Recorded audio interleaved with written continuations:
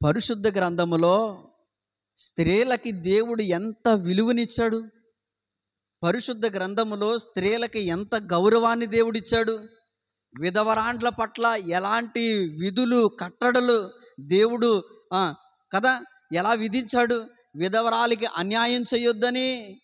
ఇంకా చెప్పాలి అని అంటే గనక యవ్వన కాలమందు నీవు అన్యాయంగా నీ భార్యను నీవు విసర్జిస్తే, విడిచిపెడితే ఆమె పక్షాన నేనే వ్యాజ్యమాడతాను, నీవు ఆమె విషయంలో విశ్వాసఘాతకుడు అవ్వద్దని దేవుడు స్త్రీల పక్షంగా ఎన్నో విషయాలు దేవుడు పరిశుద్ధ గ్రంథంలో తెలియచేశాడు కదా. మొట్టమొదటిగా ఆలోచన చేస్తే కనుక ఆ పరలోకములో నుంచి ఈ భూలోకానికి రావటానికి దేవుడే ఒక స్త్రీని ఎంపిక చేసుకున్నాడు కదా. ఆయన తిరిగి పునరుద్ధానుడై తిరిగి లేచిన తర్వాత కూడా మొట్టమొదటిగా దర్శనమిచ్చింది కూడా ఒక స్త్రీకే కదా. పరిశుద్ధ గ్రంథములో స్త్రీలకి హక్కులు కల్పించాడు దేవుడు. పురుషులతో పాటు తండ్రి యొక్క స్వాస్థ్యములో భాగం ఉండాలని, ఆడపిల్లలకి కూడా తండ్రి ఆస్తిలో భాగం ఉండాలని మొట్టమొదటిగా దేవుడు కదా చెప్పాడు. ఈ రోజుల్లో ఇప్పుడు వచ్చినటువంటి కోర్టులు చట్టాలు ఇప్పుడు చెప్తా ఉన్నాయి ఆడపిల్లలకు కూడా తండ్రి ఆస్తిలో భాగం ఇవ్వాలని. కానీ దేవుడు ఎప్పుడో చెప్పాడు. మనం సెలోపెహాదుకు ఉన్నటువంటి 5 కుమార్తెల విషయంలో స్త్రీల హక్కుల కోసం మనం ధ్యానం చేసాం. ఆ స్త్రీల హక్కులకి దేవుడు ఎన్ని రకాలైనటువంటి హక్కులు దేవుడు కలగజేశాడు. స్త్రీల పట్ల అలాంటి ప్రేమ కలిగి అలాంటి ప్రత్యేకమైనటువంటి గుర్తింపు గౌరవాన్ని దేవుడు స్త్రీలకు ఇచ్చాడు కదా. అలాంటి ఎక్కడ వివక్ష చూపించలేనటువంటి దేవుడు ఒక స్త్రీ విషయంలో మాత్రం నువ్వు కుక్క సావు సత్తావు, నీకు సమాధి ఉండదు, నీ దేహాన్ని కుక్కలు తింటాయి, నీ ఎముకలు క్షీణించిపోతాయి అని దేవుడు ఒక స్త్రీని అంత భయంకరంగా దేవుడే స్వయంగా ఒక స్త్రీని శపించాడు అనంటే, ప్రేమ కలిగిన దేవుడు, దయగలిగిన దేవుడు, ప్రేమాస్వరూపి అయినటువంటి దీర్ఘశాంతం కలిగినటువంటి ఆ గొప్ప దేవుడే ఒక స్త్రీని అసహ్యించుకుని శపించాడంటే ఆ స్త్రీ ఎంత నీచమైన బుద్ధి కలిగిందో ఆ ఒక్క మాటతో మనం అర్థం చేసుకోవాలి.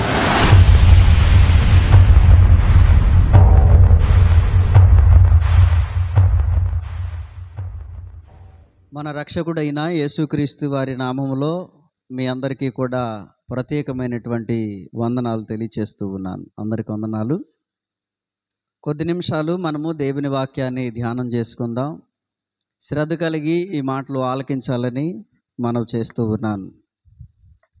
ప్రియమైన దేవుని బిడ్డలారా, పరిశుద్ధ గ్రంథములో చెప్పబడినటువంటి అనేక మంది స్త్రీల కొరకు మనం ఎన్నో విషయాలు ధ్యానం చేస్తున్నాం, ఎన్నో విషయాలు నేర్చుకుంటూ ఉన్నాం. యుగాంతమందు ఉన్నటువంటి మనకి బుద్ధి కలగటానికి దృష్టాంతములుగా దేవుడు అనేక మంది భక్తుల యొక్క చరిత్రలను దేవుడు పరిశుద్ధ గ్రంథంలో వ్రాయించారు. వారి జీవితంలో జరిగినటువంటి ప్రతి సంఘటనను మనకు అవసరమైనంత మేరకు దేవుడు గ్రంథస్థం చేయించారు. అందులో మంచోళ్ళు ఉన్నారు, చెడ్డోళ్ళు ఉన్నారు, దేవుని మీద ఆధారపడి మంచి భక్తి జీవితాన్ని కలిగిన వాళ్ళు ఉన్నారు, చెడ్డోళ్ళు, దుర్మార్గులు, దుష్టులు అయినటువంటి వాళ్ళు కూడా ఉన్నారు. మంచి వాళ్ళైతే వాళ్ళ దగ్గర ఉన్నటువంటి ఆ మంచి లక్షణాలు మనం నేర్చుకోవాలి. చెడ్డోళ్ళు అయితే వాళ్ళలో ఎలాంటి చెడ్డ లక్షణాలు ఉన్నాయో ఇంచుమించు అలాంటివి కనుక మనలో ఉంటే విడిచిపెట్టి సరి చేసుకోవాలి. వాళ్ళు ఎలాగైతే దేవుని శిక్షకి గురయ్యారో అలాంటి శిక్షావిధికి మనం లోనవ్వకుండానట్లుగా దేవుడు వ్రాయించిన సంగతులన్నీ కూడా మనం నేర్చుకోవాలి. హల్లెలూయా. ఈరోజు కూడా ఒక స్త్రీ కొరకు మనం ధ్యానం చేయబోతూ ఉన్నాం. ఈ మాటలు మీరు చాలా చాలా జాగ్రత్తగా వినాలి. ముఖ్యంగా ఈ ఆధునిక కాలానికి, మన ప్రభు రెండో రాకడికి దగ్గరగా ఉన్నటువంటి చివరి దినాలలో ముఖ్యంగా ప్రతి ఒక్కరూ కూడా తెలుసుకోవలసినటువంటి కొన్ని విషయాలు ఈరోజు మనం ధ్యానం చేయబోయేటువంటివి ఈ పరిశుద్ధ గ్రంథంలో మనం ఎవరి కోసమైతే ధ్యానం చేయబోతూ ఉన్నామో వారిలో ఈ లక్షణాలన్నీ ఉన్నాయి. ప్రియమైన దేవుని బిడ్డలారా, తిష్బీడైనటువంటి ఏలియా ప్రవక్తగా ఉన్నటువంటి దినములలో ఇశ్రాయేలీయులను పరిపాలించినటువంటి రాజులలో 8వ రాజు అయినటువంటి ఆహాబు అనేటువంటి రాజు యొక్క పరిపాలనా కాలంలో అతని భార్య అయినటువంటి యెజబెలు అనబడినటువంటి ఒక భయంకరమైనటువంటి పరిశుద్ధ గ్రంథం అంతటిలోనే అత్యంత నీచ బుద్ధి కలిగినటువంటి స్త్రీ అయినటువంటి యెజుబేలు అనేటువంటి ఆ స్త్రీ కోసం కొన్ని విషయాలు మనం తెలుసుకుందాం. వాళ్ళు మంచోళ్ళైనా చెడ్డోళ్ళైనా తెలుసుకోక తప్పదు. ఎందుకంటే అలాంటి చెడ్డోళ్ళు కూడా ఈ కాలంలో ఎంతోమంది ఉంటా ఉన్నారు. కాబట్టి మనం తప్పనిసరిగా తెలుసుకోవలసినటువంటి వారమై ఉన్నాం. ప్రియమైన దేవుని బిడ్డలారా, మొదటిగా ఈమెను గురించి కొన్ని విషయాలు ఆలోచన చేస్తే, పరిశుద్ధ గ్రంథములో రాజుల మొదటి గ్రంథము 18వ అధ్యాయము 4వ వచనాన్ని నుంచి మనం చూడగలిగితే, యెజబేలంట యెహోవా ప్రవక్తలను నిర్మూలము చేయుచుండగా గుహలో 50 మందిగా 100 దాచి అన్నపానములు ఇచ్చి వారిని పోషించెను. ఇక్కడ మనం ఆలోచన చేద్దాం. ఓబద్య అనేటువంటి ఒక వ్యక్తి వీళ్ళందరినీ పోషిస్తూ ఉంటాడు. ఎవరిని అని అంటే గనక దేవుని యొక్క ప్రవక్తలను. ఎందుకు దాచిపెట్టి వాళ్ళని పోషిస్తూ ఉన్నాడు ఓబద్య అంటే, యెజబేలు అనబడినటువంటి ఈ ఆహాబు భార్య అయినటువంటి ఈ యెజబేలు అనబడినటువంటి స్త్రీ అంట దేవుని ప్రవక్తలు ఎక్కడెక్కడ ఉన్నారో వాళ్ళందరినీ వెతికి మరీ నిర్మూలన చేస్తుందంట. దేవుని ప్రవక్తలను చంపుతూ ఉందంట.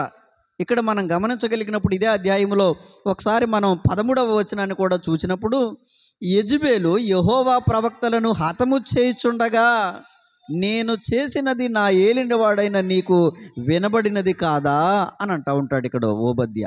ఇక్కడ ఆలోచన చేస్తే యెజబేలు ఏం చేస్తూ ఉందంట, మొట్టమొదటిగా ఈమెలో ఉన్నటువంటి అతి క్రూరత్వమైనటువంటి సంగతి, అతి భయంకరమైనటువంటి సంగతి, అత్యంత నీచ బుద్ధి కలిగినటువంటి సంగతి ఏంటో తెలుసా?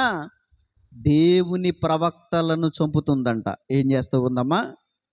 దేవుని ప్రవక్తలను చంపుతుంది. దేవుని ప్రవక్తలు, దేవుని సేవకులు ఏం చేశారు? సమాజాన్ని బాగు చేశారా, లేకపోతే సమాజాన్ని ఏమైనా పాడు చేశారా? దేవుని సేవకులంటే, దేవుని ప్రవక్తలంటే దేవుని నామములో దేవుడు తెలియచేసిన సంగతులను ప్రజలకు తెలియజెప్పేటువంటి వారు. పాపములో, శాపములో, భయంకరమైనటువంటి దుస్థితిలో దేవునిని మరిచి పాపానికి పరిగెడుతున్నటువంటి ప్రతి సమాజాన్ని హెచ్చరించి మీరు మారు మనసు పొంది దేవుని వైపు తిరగాలి అని వారి యొక్క దుర్మార్గతను విడిచిపెట్టినట్లుగా దేవుని పక్షంగా మాట్లాడినటువంటి దైవజనులు, ప్రవక్తలు. హల్లెలూయా. అయితే సమాజాన్ని ప్రవక్తలైనా, దేవుని సేవకులైనా, నేటి కాలంలో ఉన్నటువంటి ఇప్పుడు సేవ చేస్తున్నటువంటి దైవజనులైనా సరే సమాజాన్ని బాగు చేసేవారే తప్ప పాడు చేసేవాళ్ళు ఎవరో ఉండరు. ఒకవేళ అలాంటి చెడ్డ పాస్టర్ గారు లేరా అంటే ఉంటే ఉండొచ్చు. అక్కడక్కడ ప్రతి చేలోనూ కలుపు మొక్కలు ఉన్నట్టుగానే ప్రతి ఒక్క సమాజంలో, ప్రతి ఒక్క విశ్వాసాలకు సంబంధించినటువంటి సంగతుల్లో అరాకొర అక్కడక్కడ ఉంటే ఉండొచ్చు. కానీ క్రైస్తవ సమాజంలో ఎక్కువగా దైవజనులందరూ సమాజాన్ని మేలుకొలుపుతూ ఉంటారు. హల్లెలూయా. ప్రియమైన దేవుని బిడ్డలారా, ఆలోచన చేయండి. ఒక వ్యక్తి దీర్ఘకాలం నుంచి ఒక రకమైనటువంటి త్రాగుడికి బానిసైపోతే, మద్యానికి బానిసైపోతే, ఇంట్లో ఏ బిడ్డల్ని పట్టించుకోకుండా, భార్యని పట్టించుకోకుండా భయంకర పరిస్థితిలో ఉన్నటువంటి వారిని, ఏ డాక్టర్లు బాగు చేయలేనటువంటి వారిని దేవుని నామంలో దేవుని మాటలు చెప్పి దైవజనుడు ఆ మనిషిని బాగు చేస్తాడు, మారుస్తాడు. తాగుబోతులు మారతారు, తిరుగుబోతులు మారతారు, వ్యభిచారులు మారతారు, దుష్టులు, దుర్మార్గులు, దొంగలు, దోషకులు, ఇలాగ అనేక మంది సమాజం ఈరోజు దేవుని మాటలు విని సమాజాన్ని మేలుకొలుపుతున్నటువంటి దైవజనుని యొక్క మాట యందు లక్ష్యం ఉంచి, ఇది దైవజనుడి మాట మాత్రమే కాదు, దేవుడు స్వయంగా మాట్లాడాడని ఎంతోమంది మారుతూ ఉన్నారు. వింటున్నామా లేదా? ఇలాంటి సాక్ష్యాలు ఎన్నో విన్నాం మనం.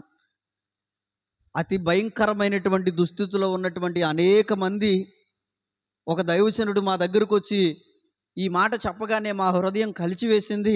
వెంటనే నాకున్నటువంటి ప్రతి పరిస్థితిని నేను విడిచిపెట్టాను. నేను మారాను. నేను ఒకప్పుడు దొంగని, ఒకప్పుడు దోషకుడిని, ఒకప్పుడు భయంకరుడిని, ఒకప్పుడు నరహత్యలు చేసినోడిని, ఒకప్పుడు భయంకరమైనటువంటి వ్యభిచారిని, త్రాగుబోతుని అని చెప్పినటువంటి వాళ్ళు అనేక మంది దైవజనుల యొక్క మాటకి ఎంతోమంది మారుతూ ఉన్నారు.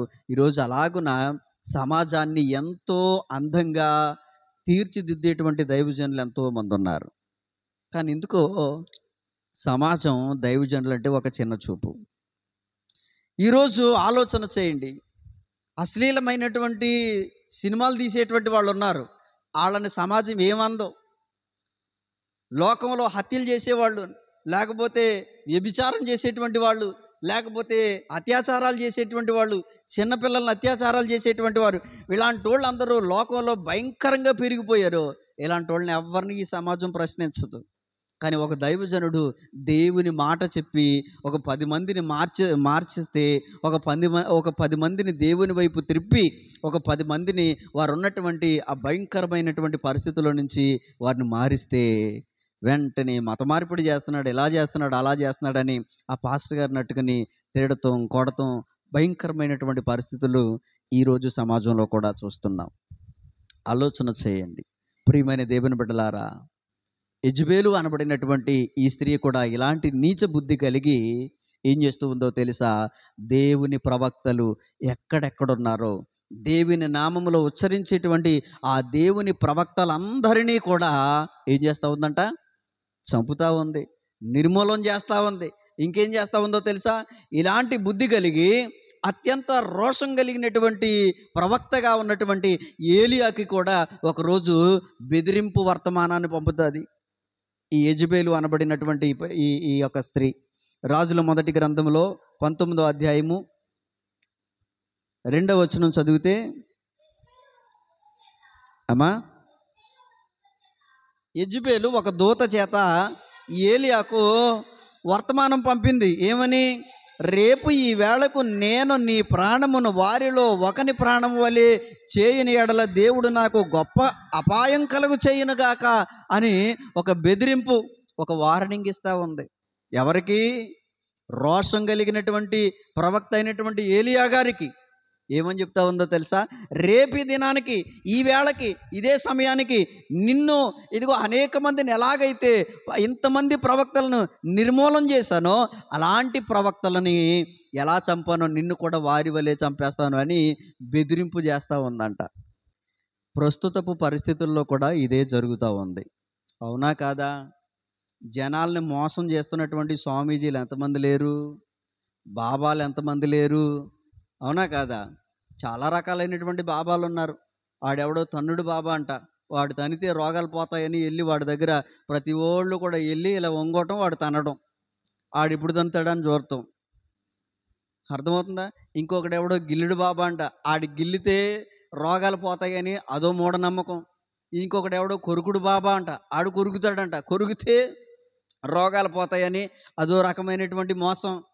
ఆడెవడో మూత్రం బాబా అంట, విన్నారా లేదా? ఇవన్నీ కూడా మూత్రం బాబా అంట, అంటే వాడు యూరిన్ తాగితే రోగాలు పోతాయని అదో రకమైనటువంటి మూఢనమ్మకంతో వాడు ఎప్పుడు పోతాడా అని ఎదురు చూసేవాళ్ళంటే వీళ్ళ బాటిల్ పట్టుకుని వెళ్ళి.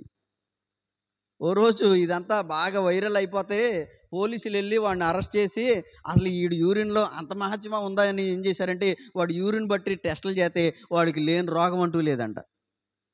అర్థమవుతుందా? ఆడెవడు మూత్రం బాబా అంట. ఇలా ఎంతమంది బాబాలు, స్వామీజీలు రకరకాలైనటువంటి మోసాలు చేసి జనాల్ని, ఎంతోమందిని మోసం చేస్తున్నటువంటి వాళ్ళు అనేక మంది ఉన్నారు. వాళ్ళని ఎవరిని ఈ సమాజం ప్రశ్నించట్లేదు. కానీ దైవజనుడు దేవుని పక్షంగా, బాబు నువ్వు మారు మనసు పొందు, నీ జీవితాన్ని మార్చుకో, నువ్వు ఉన్నటువంటి పరిస్థితి బాలేదు, నువ్వు పాపంలో ఉన్నావు, నువ్వు శాపంలో ఉన్నావు, నువ్వు మంచోడుగా ఉండు అని చెడు మార్గంలో ఉన్నవాడిని మంచి మార్గంలో నడిపించేసరికి కదా దైవజనుడు అంటే కోపం వచ్చేస్తూ ఉంది. సమాజానికి కిడతా లేదు.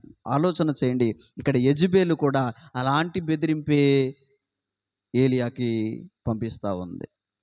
మీకు తెలుసా ప్రియమైన దేవుని బిడ్డలారా, ఈరోజు ఎవరైతే ఇలాగున ఈ రోజుల్లో కూడా దైవజనులను బెదిరించి అదిరించి, లేకపోతే వారి పక్షాన్ని ఎవరున్నారులే అనేటువంటి ఆలోచనతో వాళ్ళు కొడితే కొట్టించుకుంటారు, తిడితే తిట్టించుకుంటారు, తిరగబడే రకం కాదు వాళ్ళు. ఏం చేసినా ఏం మాట్లాడరు అనేటువంటి ఆలోచనతోటి ఈరోజు ఆకతాయి పిల్లలు కూడా దైవజనుల మీద చేసుకునే స్థాయికి సమాజం వచ్చింది అనంటే ఒక్కసారి ఆలోచన చేయండి. ఆ మౌనం వెనకాల వాళ్ళు ఏమీ చెయ్యలేక కాదు, కానీ జీవం కలిగిన దేవునికి అప్పగిస్తూ ఉన్నారు. హల్లెలూయా. అందుకనే దేవుడు ఏమన్నాడో తెలుసా? దేవుడు ఒక చోట అంటా ఉంటాడు, ఆయన సేవకులనంట ఎవడైనా ముడితేనంట యెహోవా కనుగుడ్డును ముట్టిన దానితో సమానమని దేవుడు చెప్తా ఉంటాడు. ఒక చోట దైవజనుడిని ముడితే ఎవరిని ముట్టినట్టంట? దేవుని కనుగుడ్డును ముట్టినట్టంట. మీరు ఆలోచన చేయండి, దేవుడు ఎంత మంచి మాట చెప్పాడు. ఇంకా ఆలోచన చేస్తే కనుక మత్తయి సువార్త 23:35 ఒక మాట ఉంటుంది. ఏమని? నీతిమంతుడైనటువంటి హేబేలు రక్తం మొదలుకొని దేవాలయానికి మధ్య వధింపబడినటువంటి బరకియా వరకు ప్రతి వారి యొక్క నీతిమంతుల రక్తాపరాధం మీ మీదకొచ్చును అని రాయబడతా ఉంటుంది అక్కడ. నీతిమంతుడైన హేబేలు రక్తము మొదలుకొని బలిపీఠమునకును దేవాలయమునకును మధ్య మీరు చంపిన బరకియా కుమారుడగు జకర్యా రక్తం వరకు భూమి మీద చిందింపబడిన నీతిమంతుల రక్తమంతా కూడా మీ మీదకు వస్తుంది. ఈరోజు అనుకుంటున్నారు, ఓ పాస్టర్ గారిని కొట్టేశాం, ఓ పాస్టర్ గారిని చంపేశాం, ఓ పాస్టర్ గారిని ఇలా చేసాం అలా చేసాం, కాబట్టి ఈ బెదిరిపోయి అదిరిపోయి ఇంకెవడో కూడా వాక్యం చెప్పడు, ఇంకెవడో కూడా సువార్త అనే మాట అనడు, ఇంకెవడో కూడా కదా దేవుని మాట చెప్పడు అనేటువంటి ఆలోచనతో సమాజం అబ్బో ఈ దుష్టులైనటువంటి ఈ మత ఛాందసవాదులైనటువంటి వారు, ఈ మత ఉన్మాదం కలిగినటువంటి వాళ్ళు అబ్బా ఓ పాస్టర్ గారిని కొట్టాం తిట్టామని ఎంత సంబరపడిపోతున్నారో.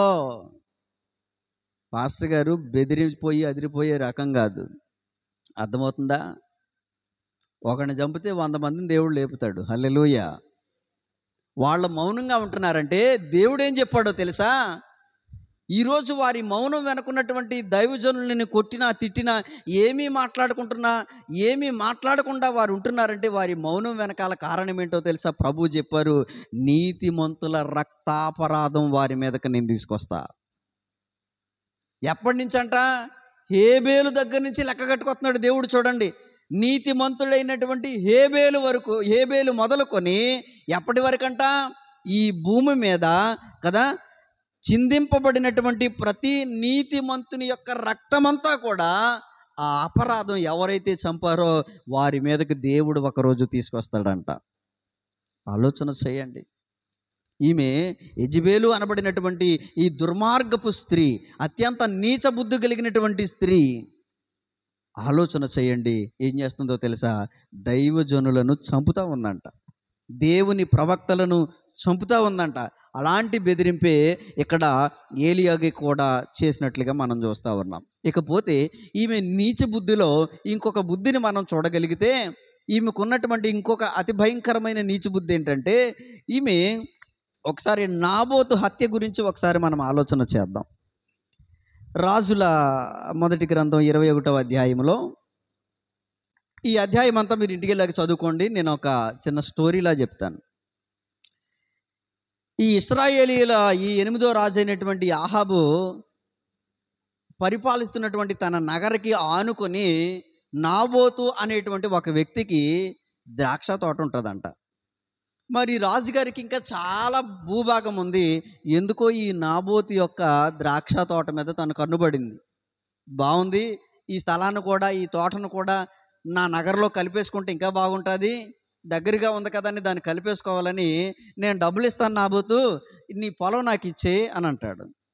అప్పుడు నాబోతు అంటాడు, అయ్యా ఇది నేను సంపాదించుకున్నది కదా అమ్మేసుకోవడానికి, ఇది నా పితరుల నుంచి వస్తుంది, మా తాతల కాలం నుంచి వస్తూ ఉంది ఇది, కాబట్టి దీన్ని నేను అనుభవించడానికే తప్ప దీన్ని అమ్ముకోవడానికి నాకు ఇష్టం లేదు, ఇది నేను అనుభవించిన తర్వాత నా పిల్లలకి ఇవ్వాలి తప్ప నేను దీన్ని అమ్ముకోవటానికి కాదు నేను, కాబట్టి నీకు అమ్మలేను అని రాజుతో చెబితే, రాజునైనా నాకే పొలం అమ్మనంటాడా అని ముఖం చిన్నబుచ్చుకుని ఇంటికి వెళ్ళి మంచం మీద పడుకుని అన్నపానాలు మానేసి తిండి తింటాం మానేసి ఏడుతో కూర్చున్నాడంట రాజు. అప్పుడు వెళ్తుంది రాణిగారు, ఎవరో యెజబేలు, ఏంటండి భోంచేయలేదు, మంచం మీద ఉన్నారు, ముఖం అదలా ఉంది, అలా ఏడుతో కూర్చున్నాం. అసలు ఏం జరిగిందంటే, ఇదిగో నాబోతు తోట మీద నాకు ఆశ కలిగింది. అమ్మమంటేనేమో నాబోతు అమ్మని అంటున్నాడు అని అంటే, ఓ ఈ మాత్రం దానికి ఎడవాలా నువ్వు రాజు కదా, నువ్వు లేచి భోంచేయి, నీకు ఆ పొలం నేను ఇప్పిస్తాను కదా అని ఏం చేసిందో తెలుసా? ఎంత క్రూరమైనటువంటి ప్లాన్ వేసిందో చూడండి. ఎంత మీకు చివరిలో చెప్తాను. ఇలాంటి యెజెబెలు తత్వం కలిగినటువంటి వారు ఈ రోజుల్లో కూడా ఉన్నారో లేరో మీకు చివరిలో చెప్తే మీకు అర్థమవుతుంది. ఒకసారి ఆలోచన చేయండి. ఏం చేసిందో తెలుసు? అక్కడ ఆలోచన చేస్తే రాజు పేరుట ఒక తాకీదు రాయిస్తుందంట. అక్కడ ఆలోచన చేస్తే 9వ వచనంలో ఉంటుంది, తాకీదుతో వ్రాయించినది ఏమనగా, ఉపవాస దినం జరపవలనని చాటించి నాబోతుని జనుల ఎదుట నిలబెట్టి, నువ్వేం చేయాలో తెలుసా? ఇతడు దేవుణ్ణి రాజుని దూషించాడని అతని మీద ఒక ఇద్దరు పనికిమాలిన యొక్క అబద్ధ సాక్ష్యాలు చెప్పేటువంటి మనుషులను సిద్ధపరిచి ఆ అబద్ధ సాక్ష్యం చెల్లేటట్లుగా అక్కడ మీరు ధృవీకరించి నాబోతుని రాళ్లతో సావగొట్టండి అని ఒక హత్యా ప్లాన్ ఇచ్చింది. మర్డర్ ప్లాన్ ఇచ్చింది. చూడండి, ఇక్కడ ఒక హత్యా ప్లాన్ ఇచ్చింది. ఎలా చంపాలో కూడా యెజెబెలే చెప్తా ఉంది. ఆలోచన చేయండి. ఇక్కడ మనం ఆలోచన చేస్తే ఈమె అతిక్రమించినటువంటి అతిక్రమముల గురించి నేను మీకు జ్ఞాపకం చేస్తూ ఉన్నాను. దేవుడిచ్చినటువంటి 10 ఆజ్ఞలలో దేవుడిచ్చిన 10 ఆజ్ఞలలో చివరి 4 ఆజ్ఞలు తెలుసా? ఆమె ఇవేం చేసింది? నరహత్య చేయించిందా లేదా? రైట్. అంటే అక్కడ ఒక ఆజ్ఞను అతిక్రమించింది, నరహత్య చేసింది. తర్వాత అంటే ఇక్కడ మనం ఆలోచన చేస్తే తర్వాత దొంగిలించకూడదు, నరహత్య చేయకూడదు ఒకటి. రెండోది ఏంటో తెలుసా?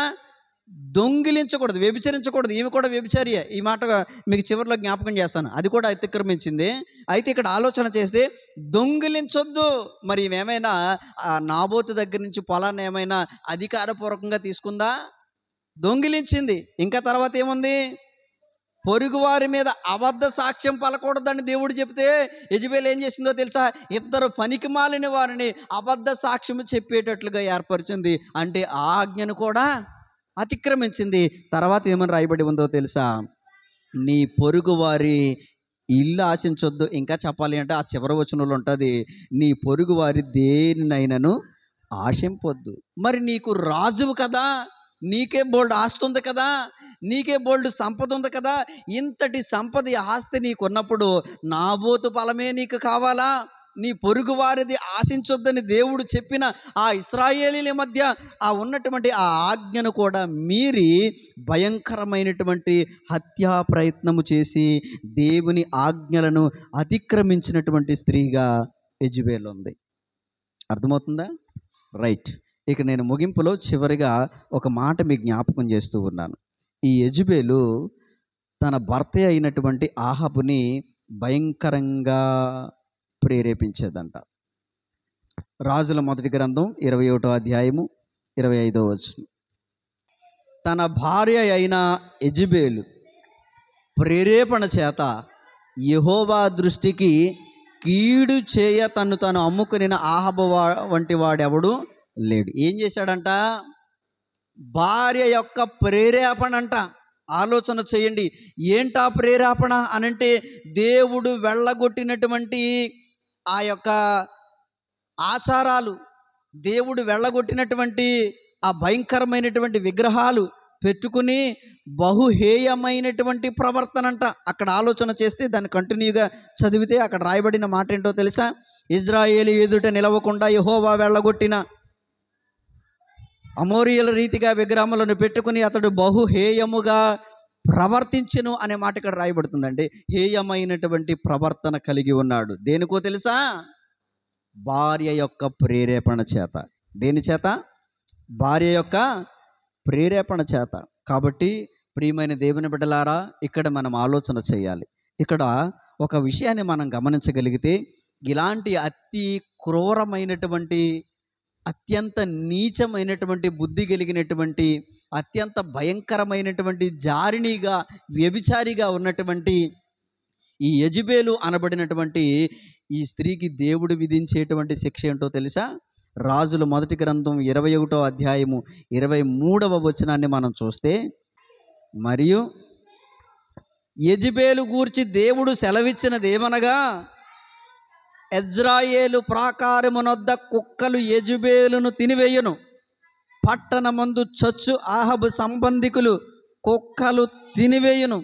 బయట భూమిలో చచ్చు వారిని ఆకాశ పక్షులు తినివేయునని ఎవరు చెప్పారు ఈ మాట? అమ్మా, పరిశుద్ధ గ్రంథములో స్త్రీలకి దేవుడు ఎంత విలువనిచ్చాడు, పరిశుద్ధ గ్రంథములో స్త్రీలకి ఎంత గౌరవాన్ని దేవుడిచ్చాడు, విధవరాండ్ల పట్ల ఎలాంటి విధులు కట్టడలు దేవుడు కదా ఎలా విధించాడు. విధవరాలికి అన్యాయం చేయొద్దని. ఇంకా చెప్పాలి అని అంటే గనక యవ్వన కాలమందు నీవు అన్యాయంగా నీ భార్యను నీవు విసర్జిస్తే, విడిచిపెడితే ఆమె పక్షాన నేనే వ్యాజ్యమాడతాను, నీవు ఆమె విషయంలో విశ్వాసఘాతకుడు అవ్వద్దని దేవుడు స్త్రీల పక్షంగా ఎన్నో విషయాలు దేవుడు పరిశుద్ధ గ్రంథంలో తెలియచేశాడు కదా. మొట్టమొదటిగా ఆలోచన చేస్తే కనుక ఆ పరలోకములో నుంచి ఈ భూలోకానికి రావటానికి దేవుడే ఒక స్త్రీని ఎంపిక చేసుకున్నాడు కదా. ఆయన తిరిగి పునరుద్ధానుడై తిరిగి లేచిన తర్వాత కూడా మొట్టమొదటిగా దర్శనమిచ్చింది కూడా ఒక స్త్రీకే కదా. పరిశుద్ధ గ్రంథములో స్త్రీలకి హక్కులు కల్పించాడు దేవుడు. పురుషులతో పాటు తండ్రి యొక్క స్వాస్థ్యములో భాగం ఉండాలని, ఆడపిల్లలకి కూడా తండ్రి ఆస్తిలో భాగం ఉండాలని మొట్టమొదటిగా దేవుడు కదా చెప్పాడు. ఈ రోజుల్లో ఇప్పుడు వచ్చినటువంటి కోర్టులు చట్టాలు ఇప్పుడు చెప్తా ఉన్నాయి ఆడపిల్లలకు కూడా తండ్రి ఆస్తిలో భాగం ఇవ్వాలని. కానీ దేవుడు ఎప్పుడో చెప్పాడు. మనం సెలోపెహాదుకు ఉన్నటువంటి 5 కుమార్తెల విషయంలో స్త్రీల హక్కుల కోసం మనం ధ్యానం చేసాం. ఆ స్త్రీల హక్కులకి దేవుడు ఎన్ని రకాలైనటువంటి హక్కులు దేవుడు కలగజేశాడు. స్త్రీల పట్ల అలాంటి ప్రేమ కలిగి అలాంటి ప్రత్యేకమైనటువంటి గుర్తింపు గౌరవాన్ని దేవుడు స్త్రీలకు ఇచ్చాడు కదా. అలాంటి ఎక్కడ వివక్ష చూపించలేనటువంటి దేవుడు ఒక స్త్రీ విషయంలో మాత్రం నువ్వు కుక్క సావు సత్తావు, నీకు సమాధి ఉండదు, నీ దేహాన్ని కుక్కలు తింటాయి, నీ ఎముకలు క్షీణించిపోతాయి అని దేవుడు ఒక స్త్రీని అంత భయంకరంగా దేవుడే స్వయంగా ఒక స్త్రీని శపించాడు అనంటే, ప్రేమ కలిగిన దేవుడు, దయగలిగిన దేవుడు, ప్రేమాస్వరూపి అయినటువంటి దీర్ఘశాంతం కలిగినటువంటి ఆ గొప్ప దేవుడే ఒక స్త్రీని అసహ్యించుకొని శపించాడంటే ఆ స్త్రీ ఎంత నీచమైన బుద్ధి కలిగిందో ఆ ఒక్క మాటతో మనం అర్థం చేసుకోవచ్చు. అర్థమవుతుందా? ఈమెను బట్టి రాజ్యములో సమాధానము లేదు. భయంకరంగా రాజును ప్రేరేపిస్తూ ఉంది, క్రూరత్వానికి ప్రేరేపిస్తూ ఉంది, వ్యభిచారానికి ప్రేరేపిస్తూ ఉంది, విగ్రహారాధనకి ప్రేరేపిస్తూ ఉంది, జనులు పాపం చేయటానికి ప్రేరేపిస్తూ ఉంది. ఈమె రాజ్యంలో ఉన్నంతకాలం, ఈమె మాట తీసుకున్నంత కాలం కూడా రాజ్యంలో సమాధానం లేకుండా పోయిందంట. కొందరు జీవితాలు అలాగే ఉంటాయి.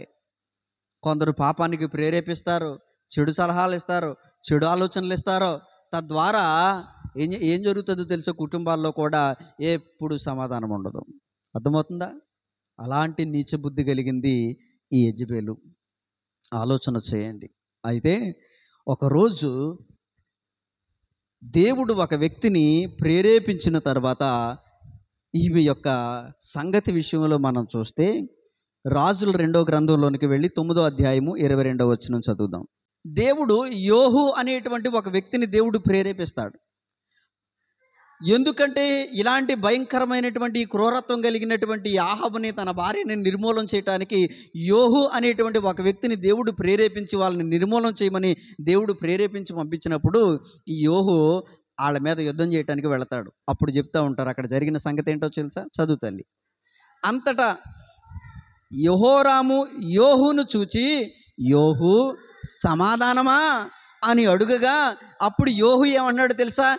నీ తల్లి అయిన యెజెబెలు జారత్వమును చిల్లంగితనమును ఇంత అపరిమితముగా ఉండగా సమాధానం ఎక్కడ నుండి వచ్చుననెను. ఏమేమి ఉన్నాయంట ఈమెలో? జారత్వం ఉందంట, ఇంకోటి ఏంటంట చిల్లంగితనం ఉందంట, ఇంకోటి ఏంటో తెలుసా? ఇక్కడ మనం ఆలోచన చేస్తే ఇవన్నీ కూడా అపరిమితముగా ఉన్నాయి. వీటి వల్ల ఏమి లేదంట, రాజ్యంలో సమాధానం లేదు. అమ్మా, ఈ రోజుకి కూడా కుటుంబాలలో ఇలాంటి చిల్లంగితనము, జారత్వము, విగ్రహారాధన అటు ఇటుగా నామకార్థంగా, ఇటు దేవుడు అటు లోకము, ఇటు దేవుడు అటు దెయ్యము, ఇటు దేవుని కార్యక్రమాలు అటు దెయ్యం పనులు రెండు కలిపి మిక్సే చేసేటువంటి వాళ్ళ కుటుంబాల్లో సమాధానం ఉండదు. దేవుని వాక్యం తెలియచేస్తూ ఉంది, నువ్వు చల్లగానైనా ఉండు, వెచ్చగానైనా ఉండు. నులివెచ్చగా ఉంటే అది దేవుడు అసహించుకునే స్థితి అని దేవుడు చెప్తా ఉన్నాడు. నులివెచ్చని స్థితి కలిగిన వాళ్ళు ఉంటారు. ఇక్కడ పాస్టర్ గారితో ప్రార్థన చేయించుకోవాలి, అక్కడ పంతులు గారితో ముహూర్తం పెట్టించుకోవాలి. ఇక్కడ సంఘంతోటి అందరినీ పిలిపించుకుని చక్కగా దేవుని పాటలు పాడి దేవుణ్ణి స్తుతించాలి. అదే సమయంలో లోక సంబంధమైనటువంటి ఆచారాలు పాటించాలి. సగం దేవుడు సగం దెయ్యంతో కలిసి జీవిస్తున్నటువంటి సమాజం ఈ రోజుల్లో ఉన్నారు. అలా ఉండొద్దని దేవుడు చెప్తున్నాడు. ఒకవేళ ఇది నచ్చలేదా, నీకు లోకమే కావాలా, పూర్తిగా లోకంలో కన్నా పో అని దేవుడు చెప్తున్నాడు. లేదు లోకం అసహ్యంగా ఉందా, పూర్తిగా దేవునిలో అన్న ఉండని దేవుడు చెప్తా ఉన్నాడు. అటు ఇటుగా ఉండేటువంటి వాళ్ళు ఉంటారు. ఆలోచన చేయండి. ఈమె కూడా ఏం చేస్తూ ఉందో తెలుసా, భయంకరమైనటువంటి చిల్లంగితనం అంట. ఆలోచన చేయండి. చిల్లంగితనం అంటే తెలుసమ్మా? తెలుసా చిల్లంగితనం అంటే? తెలీదా బాబాయ్? ఎందుకో బాగుంటలేదు. ఎవరన్నా ఏదైనా చేపించేసారేమో చూపించుకోండి. ఈ మాట లేదా? ఏంటి మరి అది? శాతబడి అర్థమందా? దాన్నే కొన్ని చోట్ల చిల్లంగితనం అన్నారు. చిల్లంగితనం అంటే చేతబడి అని అర్థం. అర్థమవుతుందా? ఇలాంటివి బాగా ప్రేరేపించేదంట. ఆలోచన చేయండి. ఇలాంటివి బాగా ప్రేరేపించేదంట. ఇంకా ఆలోచన చేస్తే జారత్వము. జారత్వం అంటే అదో రకమైనటువంటి వ్యభిచారం. ఇలాంటివి అపరిమితంగా ఉన్నాయంట ఈమె జీవితంలో. కాబట్టి రాజ్యంలో ఏమీ లేదు, సమాధానం లేదు. తద్వారా ఆమె చేసుకున్నటువంటి నష్టం ఏంటంటే, తన కుటుంబంలో కనీసం తన తర్వాత తన పిల్లల్లో కూడా ఎవడో కూడా రాజు అవ్వకుండా పూర్తిగా దేవుడు ఆహాబు భార్య అయినటువంటి యెజబెలుని, తన కుటుంబాన్ని మొత్తం పూర్తిగా శేషం లేకోకుండా నిర్మూలన చేసేసాడు. అర్థమవుతుందా? సరే, ఇక చివరిగా ఒకే ఒక మాట ఏంటంటే, ఈమె మరణం కోసం మనం చదువుకున్నాం కదా. ఎలా మరణించిందంట? ఈమె మరణం కోసం మనం చదువుకున్నాం కదా. రాజుల 2వ గ్రంథం 9వ అధ్యాయం 30 నుండి 37 వరకు మనం చదువుకున్నాం కదా. ఎలాంటి మరణం వచ్చింది ఈమెకి? ఏమా? సమాధి లేదు. అక్కడ ఆలోచన చేస్తే, ఇక్కడ యోహు ఆమె దగ్గరకు వచ్చినప్పుడు ఆమె ఏం చేసిందో తెలుసా? ముఖానికి రంగు పూసుకుందంట, మేకప్, శిరోభారణములు ధరించుకుందంట, కిటికీలో నుండి కనిపెడుతూ ఉందంట జారత్వం కోసం. అయితే యోహు అనేటువంటి ఈ వ్యక్తిని దేవుడు ప్రేరేపించాడు కాబట్టి వారు నిర్మూలన చేయడానికి వచ్చినప్పుడు అతను గుమ్మం ద్వారా ప్రవేశిస్తే మళ్ళీ అతను పొగుడుతూ మొదలెట్టింది. నీ యజమాన్ని చంపినవాడా, జిమ్రీ వంటి వాడా, నువ్వు సమాధానంగా వస్తున్నావు అని అడిగితే అప్పుడు అంటూ ఉన్నాడు యోహు, అంటాడు, తలెత్తి కిటికీలు తట్టు చూచి, అయ్యా ఆ పక్కన ఈ పక్కన ఆమె చుట్టూ ఉన్నటువంటి వారిలో నా పార్టీ ఎవరయ్యా, నా పక్షంగా ఉన్నవాళ్ళు ఎవరయ్యా అనంటే కొంతమంది చూశారంట. 2-3 చూసేసరికి, అయితే నా వంక చూస్తున్న వాళ్ళందరూ మీరు నా పార్టీయే కదా, అర్జెంటుగా నేను చెప్పిన పని చేయండి, ఆమె నా కిటికీలోంచి తోసి బయటకాడేయండి అని అంటే, మరి ఎన్నో అంతస్తులో తెలియదు కానీ పాడతంతో ఏమైందంట, కొంత రక్తం ఎక్కడ పడింది? గోడ మీద. కొంత రక్తం గుర్రముల మీద చిందింది. అయితే ఆలోచన చేస్తే గుర్రాల చేత అతడు దాన్ని త్రొక్కించగా తర్వాత అంటూ ఉంటాడు, ఈమె శాపగ్రస్తురాలు కదా, వెళ్ళి కనీసం శాపగ్రస్తురాలైన రాజకుమార్తె కదా, కనుగొని సమాధానం చేయండి అయ్యా అని యోహు అంటే, పాపం వాళ్ళు వెళ్ళి సమాధి చేద్దామని చూస్తే అక్కడ ఏమేమి ఉన్నాయి? కపాలం. అంటే కపాలం అంటే ఏంటి? ఈ పుర్రెని ఏమంటారు? కపాలం. అర్థమవుతుందా? బైబిల్లో ఇంకో మాట ఉంటుంది, ఇంకో చోట ఈ కపాలం అనబడిన స్థలం ఉంటుంది. యేసు ప్రభు వారిని సిలువేసిన చోటేది? కపాలం అనబడిన స్థలం. దాన్నే పుట్టినోట్లు ఏమన్నారు తెలుసా? కల్వరి అన్నారు. కల్వరి అంటే అర్థం ఏంటో తెలుసా? అబ్బా ఎంత బాగుందో పేరు అని మనం అనుకుంటున్నాం, కానీ కల్వరి అంటే ఏంటో తెలుసా? కపాల స్థలం అని అర్థం. అంటే పుర్రెలను పూడ్చే స్థలం అని అర్థం, పుర్రెలు కలిగిన స్థలం అని అర్థం. కలవరి అంటే అర్థం ఏంటి అమ్మ? కలవరి అంటే అర్థం ఏంటి? పుర్రెల స్థలం. అర్థమవుతుందా? అది ఇక్కడ ఆలోచన చేస్తే ఈమె కపాలం ఒకటి ఉందంట. అంటే పుర్రె, మాంసం తినేసినటువంటి పుర్రె ఉంది. ఇంకేమున్నాయంట అమ్మా? ఏమున్నాయంట? ఇక్కడ మనం ఆలోచన చేస్తే గనక ప్రియమైనటువంటి దేవుని బిడ్డలారా, ఈమె యొక్క కాళ్ళు చేతులు తప్ప ఇంకేమీ కనపడలేదంట. ఇంకేమీ కనపడలేదు. అంటే కనీసం పాతి పెట్టడానికి కూడా అవకాశము లేనటువంటి స్త్రీగా ఉంది. సరే, చివరిగా ఒక మాట మీకు జ్ఞాపకం చేస్తున్నాను. అంటే కుక్క సావు చచ్చింది. ఒక రాజకుమార్తె అయి ఉండి ఏం సావు చచ్చింది? కుక్క సావు చచ్చింది. కుక్కలు తినేసినాయి అంట ఈమె యొక్క మాంసాన్ని, ఈమె శరీరాన్ని కుక్కలు తినేసినాయి అంట. చివరిగా ఇక్కడ మనం ఆలోచన చేస్తే గనక ఈమె గురించి చివరిగా మన జీవితాలకు అన్వయించుకోవలసిన ఒక ముఖ్యమైన సంగతి నేను చెప్పి ముగిస్తాను. ఈమె గురించి చివరిలో రాయబడిన మాట ఏంటో తెలుసా? ఈమె క్రియలు నేటి దినాల్లో సంఘాల్లో కూడా ఉన్నాయి, నేటి దినాల్లో సమాజంలో కూడా ఉన్నాయి. ప్రకటన గ్రంథము 2వ అధ్యాయము 20వ వచనంలో ఏమని రాయబడి ఉందో తెలుసా? ప్రకటన గ్రంథం 2వ అధ్యాయము 20వ వచనంలో తుయతైరా అనేటువంటి ఒక సంఘంలో గురించి దేవుడు స్వయంగా తెలియచేసిన మాట ఏంటో తెలుసా? తుయతైరా అనేటువంటి సంఘములో ఉన్నటువంటి వారి యొక్క సంఘములో ఉన్నటువంటి క్రియలు 20వ వచనం చదువు తల్లి. అయినను నీ మీద తప్పు ఒకటి నేను మోపవలసి ఉన్నది. ఏమనగా, తాను ప్రవక్త్రినని చెప్పుకొనుచున్న యెజబెలను స్త్రీని నీవు ఉండనిచ్చుచున్నావు. జారత్వం చేయటానికి, విగ్రహమునకు బలి ఇచ్చిన వాటిని తినుటకును అది తన దాసులకు బోధించుచు వారిని మోసపరుచుచున్నది. అంటే ఈ యెజబెలు అనబడినటువంటి ఈ దయ్యం ఈ రోజుల్లో కూడా సంఘాల్లో తిరుగుతూ ఉందంట, సమాజంలో తిరుగుతూ ఉందంట. ఎలాగంట? జారత్వం చేయటానికి,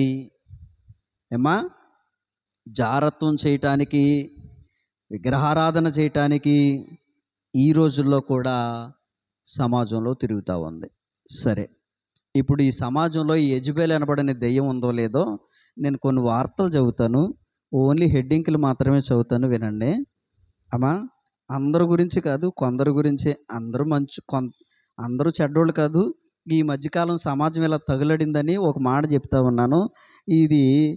ఇందులో వార్తల్లో వచ్చిన విషయాలను మాత్రమే పరిగణలోనికి తీసుకోండి. అందరూ కాదు, కొందరు అక్కడక్కడ ఇలాంటి యెజబెల్ దెయ్యం పట్టిన వాళ్ళు, ఇలాంటి వాళ్ళు సమాజంలో ఉన్నారని తెలియచేయటానికి కొన్ని వార్తలు చదువుతూ ఉన్నాను. జాగ్రత్తగా వినండి.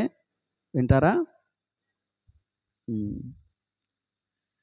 ఈ మధ్యకాలం ఈనాడులో వచ్చినటువంటి ఒక వార్త ఏంటంటే, ప్రియుడితో కలిసి తన కన్న తండ్రిని చంపేసి తర్వాత సెకండ్ షో సినిమాకి వెళ్ళి తర్వాత వచ్చి ఒక నిర్మానుష్యమైనటువంటి ప్రదేశంలో ఒక చెరువులో పడేశారంట. అర్థమవుతుందా? తర్వాత ఇంకొక వార్త మీకు చదువుతూ ఉన్నాను, జాగ్రత్తగా వినండి. ఇంకో వార్త ఏంటంటే, ఒకళ్ళకి వివాహం అయ్యింది, 2 భార్యలు ఉన్నారు. ఆ 2 భార్యలు కలిసి తరచూ గొడవ పడుతూ అడ్డెళ్ళినటువంటి అతనంట సావు కొట్టారంట 2 కోడల్లో. గుర్తుపెట్టుకోండి. మళ్ళీ ఏం ఎరగనట్లుగా హాస్పిటల్కి తీసుకెళ్లారంట. అక్కడికి వెళ్ళేసరికి ఆవిడ చచ్చిపోయింది. ఇంకో వార్త చదువుతా ఉన్నాను, వినండి. అత్తను చంపిన అల్లుడు. అర్థమవుతుందా? ఇంకో వార్త ఏంటంటే, భర్తను నరికి చంపినటువంటి 2 భార్యలు. అమ్మా వింటున్నారా? మద్యం మత్తులో ఉన్నటువంటి భర్తను 2 భార్యలు కలిసి చంపేశారంట. అతని పేరు కనకయ్య అంట.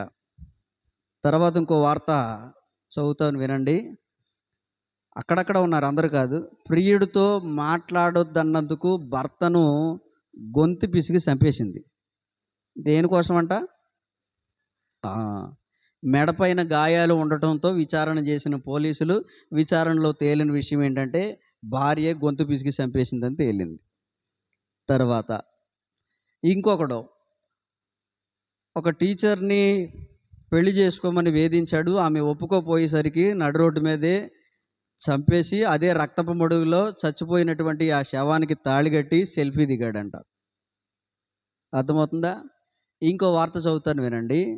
ఇష్టం లేని పెళ్లి చేశారని భర్త నిద్రపోతున్నప్పుడు భర్త ముక్కులో దూది పెట్టి ఊపిరాడక చంపేసిందంట ఒక భార్య. వినండి. తర్వాత ఇంకో చోట ప్రియుడితో మాట్లాడొద్దన్నందుకు భర్తను గొంతు నులిమి చంపింది. ఇందాక చదువుకున్నాం కదా మనం, ఇదే వార్త. సరే, మరొక చోట ఒక స్త్రీ ఏం చేసిందంటే, అంటే ఆ వార్తల వివరాల్లోకి వెళ్తలేదు, భర్తను చంపడానికి ప్రియుడితో కలిసి ప్లాన్ చేసి ఒక ఒక ఒక తాసుపాముని అద్దెకి తెచ్చి అది తన భర్త మీదకి పంపించి ఆ ఆ పాము కాటుతో చచ్చిపోయేలా చేసింది ఒక భార్య. అర్థమవుతుందా? ఇంకొక ఆవిడ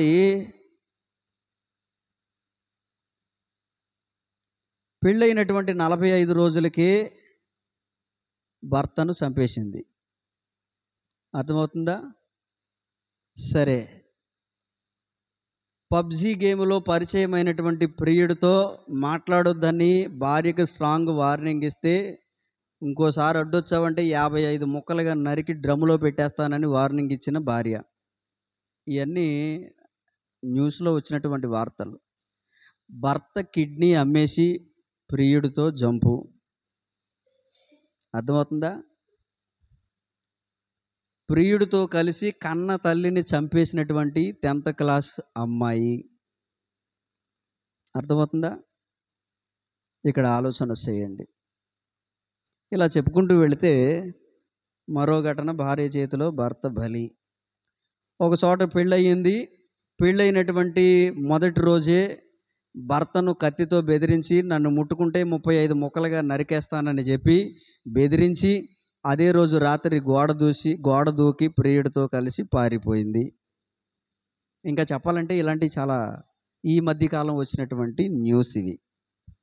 అంటే ప్రభు చెప్పినటువంటి మాట ఏదైతే ఉందో, యెజబేలు అనబడినటువంటి ఆ జారత్వం కలిగినటువంటి ఆ దయ్యం, ఆ లక్షణాలు, ఆ యెజబేలు అనబడినటువంటి ఆ దయ్యం ఏదైతే ఉందో దాని ఛాయలు ఎప్పుడు కూడా సమాజంలో తిరుగుతూ ఉన్నాయా లేవా? తుయతైరా అనేటువంటి సంఘమును గురించి దేవుడు హెచ్చరించిన సంగతి ఏంటో తెలుసా? నీ మీద నేను ఒక తప్పు మోపాలి. ఏంటో తప్పు తెలుసా? ఆలోచన చేస్తే విపరీతముగా జారత్వాన్ని జరిగించినటువంటి యెజబేలు అనబడిన దయ్యాన్ని నువ్వు వండనిచ్చావు, నువ్వు అనుమతించావు, ఆ పాపానికి నువ్వు లొంగిపోయావు. ఇది ఈరోజు సమాజంలో జరుగుతున్నటువంటి పరిస్థితులు. అంటే యెజబేలు అనబడినటువంటి ఆ దయ్యపు ఛాయలు, ఆ భయంకరమైనటువంటి క్రియలు ఈరోజు సమాజంలో ఉన్నాయా లేవా? కనబడుతున్నాయా లేవా? ప్రియమైన దేవుని బిడ్డలారా, ఆలోచన చేయండి. నేను ముగిస్తూ ఉన్నాను. దీనిని ఏమన్నారంటే ఒక రకమైనటువంటి వ్యభిచారం అని చెప్పారు. కాబట్టి చివరి దినాల్లో ఉన్నటువంటి మనము, ఆ రోజు తుయతైరా సంఘానికి దేవుడు ప్రభువు ఎలాగైతే హెచ్చరిక ఇచ్చారో, అలాగనే ఈరోజు నిన్ను గూర్చి, నన్ను గూర్చి, మనందరి గూర్చి కూడా, నువ్వు ఎంత విశ్వాస జీవితాన్ని కలిగి ఉన్నా సరే నీ మీద నేను ఒక తప్పు మోపాలి అని దేవుడు ఏదైనా మనలో ఇంకా సరి చేసుకోలేనటువంటి లోపం ఏదైనా ఉంటే ఆ నేరం మన మీద మోపితే గనక ఈ రోజును మనం సరి చేసుకోవాలి. ఇంకా మనము ఆ జారత్వం కలిగినటువంటి ఆ యెజబేలుకి మన దేహములో, మన యొక్క జీవితంలో చోటివ్వకూడదు. పరిశుద్ధ జీవితం కలిగిన తర్వాత, ఒక్కసారి పాపాన్ని విడిచిపెట్టిన తర్వాత అలాంటి ప్రేరేపణలు, ఆలోచనలు రాకోకుండా ఓ మంచి ప్రార్థనా జీవితం కలిగి ముందుకు సాగాలి. అర్థమవుతుందా? కాబట్టి ఎప్పుడైనా ఈ యెజబేలు అనేటువంటి దయ్యం ఏ స్త్రీనైనా ఎక్కడైనా పలకరించవచ్చు. ఏ రూపంలో? జారత్వం అనే రూపంలో, వ్యభిచారం అనేటువంటి రూపంలో. ప్రేరేపణ ఆహాబుని ఎలాగున ప్రేరేపించిందో అలాంటి ప్రేరేపణలు ఈ రోజులో స్త్రీలని, పురుషులని ప్రేరేపించవచ్చు. కాబట్టి ఇక్కడ ఏం చేశారో తెలిసి వీళ్ళందరూ కూడా ఈ చివరి దినాల్లో చిన్న చిన్న పొరపాట్లకి భయంకరమైనటువంటి జారత్వం కలిగి ఆ నేరాలు, ఆ తప్పులు ఎక్కడ బయటపడతాయని చెప్పి ఆఖరికి ప్రాణాలు తీసేస్తూ ఉన్నారు. కానీ తప్పించుకోలేక చివరకు దొరికేస్తూ ఉన్నారు. అంటే ఈ చివరి దినాల్లో, అంత్య దినాల్లో కూడా యెజబేలు అనేటువంటి ఈ దయ్యం సంచరిస్తూ ఉంది. కాబట్టి మన కుటుంబాల్లోనికి, మన సంఘాల్లోనికి ఈ జారత్వపు క్రియలు కానీ, ఈ వ్యభిచార క్రియలు కానీ, ఈ నరహంతక క్రియలు కానీ, ఇలాంటి నీచ బుద్ధి కలిగినటువంటి క్రియలు కానీ స్త్రీలలో, పురుషుల్లో ఉండకూడదని మనందరము కూడా మంచి ప్రార్థన చేసేటువంటి వారిగా ఉండాలి. కాబట్టి ఈరోజు యెజబేలు కోసం మనం తెలుసుకున్నాం. అలాంటి సమాజం, అలాంటి నీచ బుద్ధి మా సంఘంలో మా సమాజంలో ఉండకుండా, అలాంటి క్రియలు లేకోకుండా పరిశుద్ధ జీవితం ప్రతి ఒక్కరికి దయచేయి నాయనా అని ప్రార్థించే వారిగా మనం ఉండాలి. ఒకవేళ అలాంటి ఛాయలు ఎక్కడైనా మన జీవితంలో కనబడితే గనక ఇప్పుడే విడిచిపెట్టి సరి చేసుకునేటువంటి వారిగా ఉండాలని తెలియచేస్తూ ఈ మాటలు ముగిస్తున్నాను. దేవుడి మాటలు దీవించునుగాక.